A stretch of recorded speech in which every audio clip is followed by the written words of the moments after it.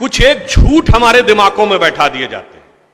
जैसे आप सब ने यह कथा पढ़ी होगी कि एकलव्य का अंगूठा कटवा लिया द्रोणाचार्य ने, पढ़ा है ना आप सब ने?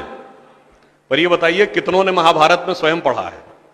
मेरे विचार से हम में से किसी ने भी कभी महाभारत में वह प्रसंग पढ़ा ही नहीं होगा एकलव्य वाला। और अगर हम यह भी विनम्रता से पूछे कि महाभारत के कौन से चैप्टर में है, तो भी शायद हम में से किसी को ध्यान नहीं होगा कि महाभारत के वन पर्व में एकलव्य का उल्लेख है। मगर देखिए मार्क्स और मैकाले का प्रभाव कि हमारे दिमागों में ऐसा भरा हुआ है कि हम ग्लानि से आबद्ध हैं बगैर पढ़े हुए। अब मैं आपसे कहूंगा, जाइएगा, जाकर पढ़िएगा। अवेलेबल हो तो इंटरनेट पे जाके सर्च कर लीजिएगा, ना हो तो जो महाभारत सीरियल आया था उसका एपिसोड जाके यूट्यूब पे देख लीजिएगा। कि किस्सा यह था कि जब आपको, चाहे आपने कथा सुनी होगी कि कुत्ते का मुंह बाणों से भर गया था, जो एकलव्य ने तीर चलाए थे, और जब वह तीर अर्जुन निकालते हैं तो उस कुत्ते के मुंह में एक खरोंच तक उस बाण से नहीं आई होती है, तो वो चौंक जाते हैं क्योंकि ये सामान्य तीर नहीं है। उन्होंने कहा तो दिव्य अस्त्र है कि मुंह में पूरा तीर से भर गया मुंह और इसके बाद भी एक खरोंच नहीं आई। आप कहेंगे दिव्यास्त्र का मतलब क्या? दिव्यास्त्र का मतलब यह है, जैसे रशिया यूक्रेन की लड़ाई चल रही है ना, इससे पहले मिडिल ईस्ट की लड़ाई देती थी, तो जो मिसाइल जाती है वो लेजर गाइडेड जाती है, जिस बिल्डिंग पे गिरना उसी बिल्डिंग पे गिरती है, अगल बगल पे नहीं गिरती, क्योंकि the direction is precise to the metres. पर अगर मुंह के अंदर जाए और खाल पर खरोंच ना आए, इसका मतलब it is so much strongly guided that it is precision to the micrometres. तो जब ये वो देखते हैं ये दिव्यास्त्र चलाना, तो उन्होंने कहा दिव्यास्त्र राजा चला सकता है, ये कैसे सीखा इसने? तो जब द्रोणाचार्य उससे पूछते हैं कि तुमने ये किससे सीखा, तो कहता आपसे सीखा गुरुजी। कहते मैं तो तुम्हें जानता नहीं, बालक तुम अपना परिचय दो। अब यहीं पर बिंदु है। एकलव्य क्या कहता है? मैं मगध नरेश जरासंध के प्रधान सेनापति हिरण्यधनु का पुत्र एकलव्य। अरे वो मगध के chief of the arm forces का बेटा था। यदि आप ये कह रहे हैं कि वनवासी था, तो ये भी पूरा वाक्य तो पूरा करो कि वो सेना अध्यक्ष था। मगर देखिए कितनी चालाकी से छुपा लिया आधे तथ्य को, और उसके बाद हमारे दिमागों में भर दिया कि ये बहुत गलत किया गया। बताइए, हमारे हिंदू धर्म के दो महाकाव्य, रामायण और महाभारत, दोनों का रचयिता कौन? रामायण का रचयिता महर्षि वाल्मीकि, जो संस्कृत के आदि कवि माने जाते हैं। आज जो वाल्मीकि समुदाय है वो किसमें आता है? शेड्यूल कास्ट में। महाभारत के रचयिता और वेदांत और मीमांसा के रचयिता महर्षि वेदव्यास, जिनकी मां मछुआरन थी, वह समुदाय किसमें आता है? कुछ राज्यों में, दिल्ली में शेड्यूल कास्ट में, यूपी में अति पिछड़े में। तो मेरे भाई, संत रैदास, नामदेव, कबीर, दादू, ये सब पूज्य संत हुए, फिर भी हमारे दिमागों में ये भरा जाता है। और कौन भरता है? वो लोग भरते हैं जो अपने यहां समाज के गरीब वर्गों की खरीद फरोख्त करते थे।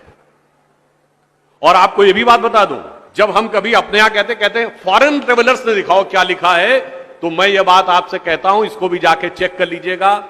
किसी फॉरेन ट्रेवलर का सबसे ऑथेंटिक जो रेफरेंस माना जाता है, वो चंद्रगुप्त मौर्य के समय में मेगास्थनीज आया था ग्रीस से, जिसने अपनी किताब लिखी है इंडिका, आज से 2300 साल पहले। वो इंडिका किताब आज उपलब्ध नहीं है, मगर उसके उद्धरण तमाम जगहों पे हैं, तो प्रूवन है किताब थी। उसने भारतीय समाज में व्यवस्था का वर्णन करते हुए लिखा है कि यहां पर 7 जातियां हैं, मगर महत्वपूर्ण बात यह है यहां इतनी समरसता, इतना सामंजस्य है कि यूनान के समाज के समान यहां कोई समाज का ऐसा वर्ग नहीं है जिसके साथ शोषण या भेदभाव किया जाता हो। ये एक विदेशी लिख रहा है। और मैं एक और बात आपसे बताना चाहता हूं, बहुतों को नहीं पता होगा, गांव में पंचायत होती है ना, ये पंचायत में 5 की संख्या कहां से आती? ये 4 या 6 क्यों नहीं? 5 की संख्या जानते कहां से आती है?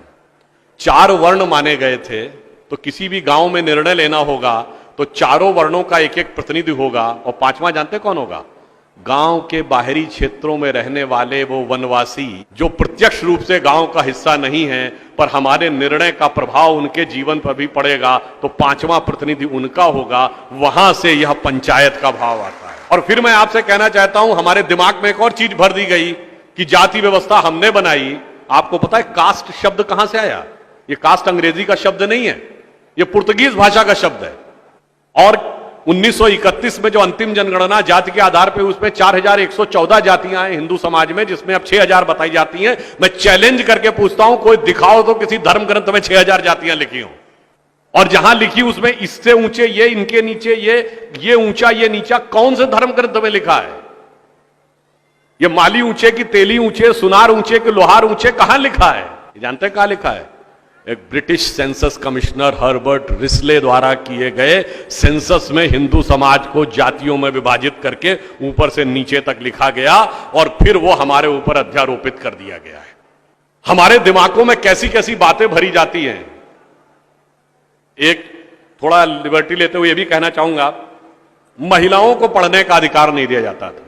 अब यह बताइए, हमारे यहां दिल्ली में लोगों को ध्यान नहीं होता है, आप लोगों ने मैत्री कॉलेज और गार्गी कॉलेज है ना, ये मैत्री और गार्गी कौन थी? ये वैदिक काल की 20-22 विदुषी स्त्रियों में से एक हैं। गार्गी ने ऋषि याज्ञवल्क्य के साथ शास्त्रार्थ किया।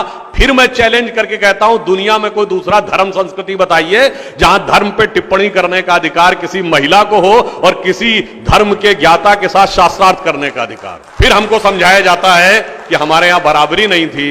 अरे आप सबको याद हो, सबसे प्रख्यात शास्त्रार्थ कौन सा है? आचार्य मंडन मिश्र और आदि शंकराचार्य के बीच में। दोनों के बीच में जो शास्त्रार्थ हुआ, उसका जज कौन था? आचार्य मंडन मिश्र की पत्नी उभय भारती। फिर मैं चैलेंज करके पूछता हूं, पहले दुनिया कोई धर्म बताइए जहां टिप्पणी करने का अधिकार स्त्रियों को हो और जज बनने का अधिकार हो डिस्कशन में।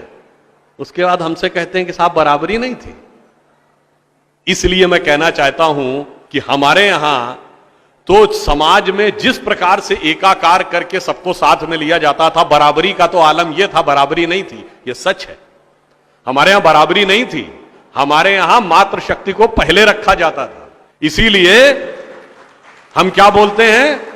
सीताराम, सीता पहले राम बाद में। लक्ष्मी नारायण, लक्ष्मी पहले नारायण बाद में। गौरी शंकर, गौरी पहले शंकर बाद में। राधे कृष्ण, राधा पहले कृष्ण बाद में। माता पिता, माता पहले पिता बाद में। और इसीलिए हमारे जितने भी प्रतीक हैं, भारत भी माता है, धरती भी माता है, प्रकृति भी माता है, गीता भी माता है, गंगा भी माता है, गाय भी माता है, गायत्री भी माता है। और यह केवल कोई आध्यात्मिक धार्मिक बात नहीं है। वर्ल्ड की डॉक्यूमेंटेड हिस्ट्री में अगर पहली बार कोई वुमेन रूलर रही है तो गुप्त वंश के समय में 4वीं शताब्दी में प्रभावती गुप्त ने शासन किया है। उसके बाद अहिल्याबाई होलकर, रानी दुर्गावती, रानी झांसी, वो सब तो आपने बहुत सुना होगा। अब वो लोग आके हमको समझाते हैं कि बराबरी नहीं